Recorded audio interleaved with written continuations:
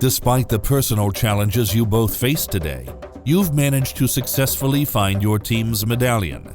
Your efforts will be rewarded with another valuable truth about who God is.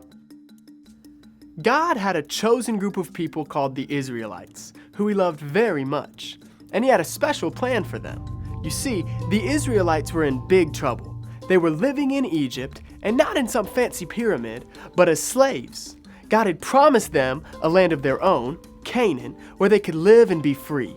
God chose a special man named Moses to help the Israelites out of Egypt and into the Promised Land. This wasn't an easy journey, but God had a plan for them and was there all along to protect Moses and the Israelites.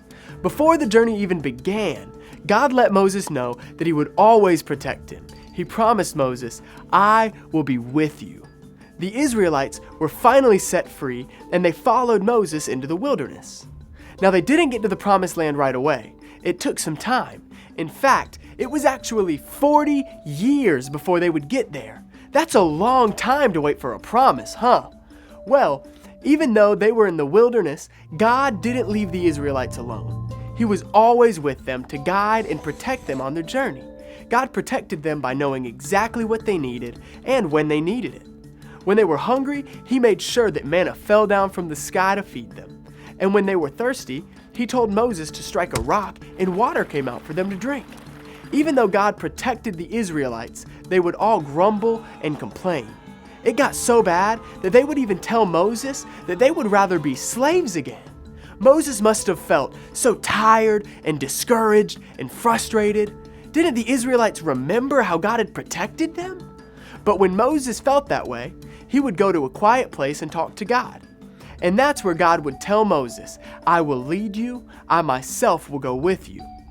God told Moses, "I will show you my love and mercy. I will pass in front of you, and you will hear my name.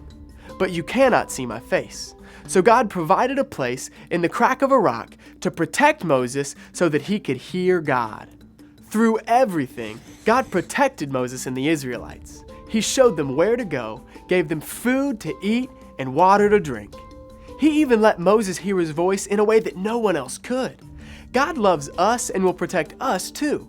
In the good times and the bad, you can know that everything is a part of God's plan and that he will be there to protect you no matter what. You can always remember that God protects me.